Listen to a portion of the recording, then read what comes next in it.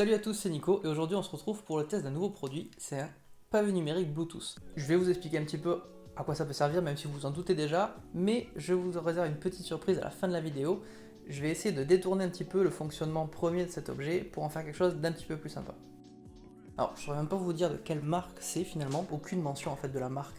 Du coup, quand j'étais en train de préparer le test, je cherchais le nom de la marque pour pouvoir faire un petit peu de pub, mais honnêtement, en fait, elle n'apparaît nulle part. C'est un pavé numérique Bluetooth, plutôt à destination de ceux qui ont un clavier qui n'ont pas de pavé numérique, ou alors ceux qui travaillent sur ordinateur portable, où souvent il n'y a pas de pavé numérique là-dessus. C'est plutôt pratique, ça dépend de votre utilisation. Pour tout ce qui est par exemple pour faire de la compta, pour faire des tableurs, c'est assez utile. Au niveau du packaging, j'ai rarement vu quelque chose d'aussi générique. La seule chose un peu positive que j'ai à dire, c'est que c'est du carton qui est en carton recyclé, donc c'est toujours sympa. Donc au niveau des informations qu'on va retrouver sur la boîte, au dos de la boîte, elles sont pas exceptionnelles, on sait juste le poids, donc il fait que 110 grammes, on a la taille, on a la distance jusqu'à laquelle il peut fonctionner, donc après il y a une distance de 8 mètres, mais bon, faire du tableur à 8 mètres plus loin de son ordinateur, c'est assez particulier. On a la consommation quand il est en veille, il nous explique aussi qu'on peut le réveiller en appuyant directement sur une touche. Donc voilà, c'est pas des informations qui sont vraiment essentielles, mais bon, elles ont le mérite d'être là. On a un petit schéma, mais bon, tout ça je vous le montrerai en fait quand je vous montrerai les photos du produit.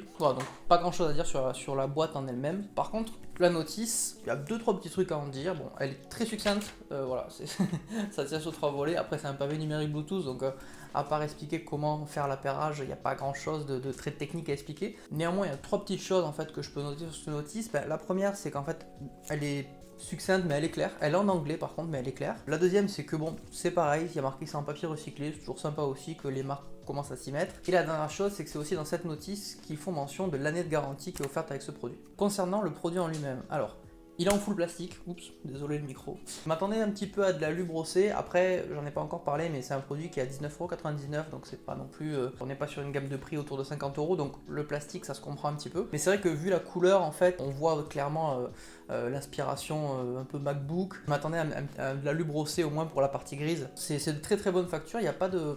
Pareil, un peu comme le chargeur que j'ai testé récemment. J'ai tendance à un petit peu juger le fait de... Voilà, quand on essaie de tordre un petit peu le produit, quand ça commence à craquer ou quoi, on voit que c'est un assemblage qui est fait assez rapidement. Là, sur celui-là, j'ai pas du tout cette impression-là, donc c'est vraiment sympa. Les particularités de ce pavé numérique, c'est surtout... Bon, c'est du clavier membrane, hein, c'est sûr qu'à 19€, ça peut pas être du mécanique, qui fait que du coup, on a une frappe qui est assez silencieuse. Donc là, j'ai le micro qui est en dessous, mais si on écoute un peu... Je sais même pas si ça se voit au niveau du son. Voilà, donc si on écoute, c'est une touche qui est assez silencieuse, et encore là j'appuie fort. Dans un scénario normal, ça va plus ressembler à quelque chose comme ça. Voilà. Alors, un des points forts moi, que j'ai aimé sur ce produit, c'est le fait qu'il soit sur batterie. On n'est pas du tout sur un fonctionnement à pile. On a un petit port USB, un petit port micro USB, je crois, pour recharger l'appareil. Et ensuite, c'est totalement sans fil. On peut le poser n'importe où sur son bureau. Ça, c'est vraiment agréable aussi. Alors, même sur la notice, il n'y a pas de mention de la capacité de la batterie. Du coup, j'ai pas pu l'essayer jusqu'à ce qu'il s'éteigne. On va le voir, il y a une petite diode ici. Donc voilà, cette diode, elle passe du rouge quand il s'allume au bleu quand il est appairé. Et quand vraiment il commence à être bas en batterie, la petite diode va se mettre à clignoter en rouge. Donc du coup, on a quand même une indication qu'il va pas se mettre à s'éteindre tout seul. Donc c'est déjà ça. Du coup, pareil, vu que j'ai pas la capacité totale de la batterie, je peux pas dire en combien de temps il va se charger. Au niveau du descriptif du produit, ce qu'on peut noter, c'est on a des petits patins en fait. Donc c'est pratique quand on le pose sur le bureau, c'est pour qu'il puisse bien accrocher et qu'à chaque fois qu'on appuie, on n'a pas le pavé numérique qui se barre. Et ensuite, la seule petite chose à la limite qu'on peut remarquer, c'est ce petit switch en fait, un petit switch on-off qui va permettre, comme vous vous en doutez, d'allumer et d'éteindre le périphérique. Voilà, c'est un petit peu tout ce que je peux dire sur la présentation de l'objet sans l'avoir branché. Maintenant, je vais vous montrer comment on le connecte facilement à Windows et vous allez voir, ça prend pas plus de 2 minutes. Voilà, donc on passe sur la caméra au niveau du PC, donc c'est une webcam, hein, donc la qualité est pas tout à fait la même. La première chose qu'on va faire, ça va être d'activer le switch qu'il y a au-dessus du pavé numérique. Tac.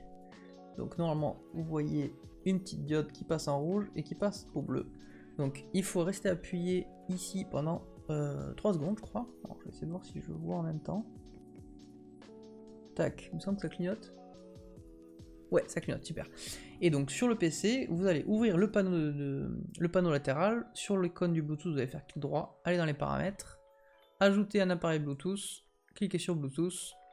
Là, vous allez voir, j'espère qu'on va le voir en même temps, là, vous allez voir les devices qui sont disponibles à l'appairage. Vous avez Bluetooth Keyboard, vous cliquez dessus, connexion, tac, hop, nous configurons le keyboard, pardon. et voilà, c'est fini. Et là, la diode, elle est passée normalement en fixe. Et donc du coup, ça devient aussi la diode qui va vous dire si le... Bon, c'est aussi du coup, comme vous voyez, un raccourci pour lancer à la calculatrice. Mais c'est aussi une diode qui va vous dire si le pavé numérique est activé ou pas. Si je dis pas de bêtises, ouais, voilà, c'est ça, tac. On voit qu'elle s'allume, et là qu'elle s'éteint. C'est ça, hein, je vois pas trop. Donc voilà, vous l'avez vu sans faire exprès, je vous ai montré qu'il y a aussi un raccourci en fait avec le petit bouton d'ici pour lancer directement la calculette, ce qui peut être très pratique. Et en gros, voilà, c'est fini, vous n'avez plus rien d'autre à faire. Donc là, du coup, là il est allumé, si je ne veux plus m'en servir, je l'éteins. Et ce qui se passe, c'est que la prochaine fois que je voudrais m'en servir, dès que je l'allume, il va se connecter tout seul. Il va passer donc du coup du rouge au bleu, et le bleu fixe pour dire qu'il est appairé, et là du coup ça marche déjà. Je vous fais un petit test pour être sûr de ne pas dire des bêtises. Hop. Tac, tac. Et donc du coup, vous voyez que ça fonctionne.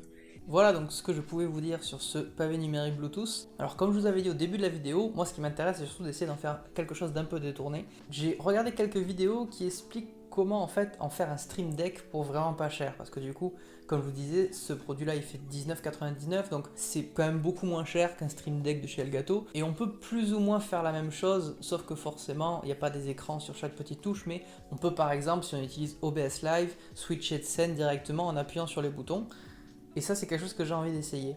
De la même façon, en fait, on peut mapper le fait d'appuyer sur 1, 2, 3 et 4, enfin, du moins pas forcément que les chiffres, hein, d'ailleurs toutes les touches du numpad, on peut bidouiller un petit peu pour les mapper et s'en servir par exemple pour switcher d'outils dans Photoshop ou dans Premiere ou dans d'autres logiciels de la suite Adobe, mais pas que en fait. En gros, ce qu'il faut retenir, c'est qu'avec un petit logiciel, on peut mapper toutes les touches de ce pavé numérique et du coup s'en servir pour faire plein de choses, et je vous montrerai ça dans une prochaine vidéo. Voilà, en tout cas c'est tout pour moi par rapport à ce produit là, je vous remercie d'avoir regardé cette vidéo. Si elle vous a plu, n'hésitez pas à mettre un like et surtout à laisser des commentaires. Je suis en train de lancer la chaîne et je m'apprête à faire d'autres tests, donc si jamais il y a des choses à améliorer, des choses qui vous plaisent, n'hésitez pas à me le dire et je vous répondrai. Merci beaucoup, au revoir.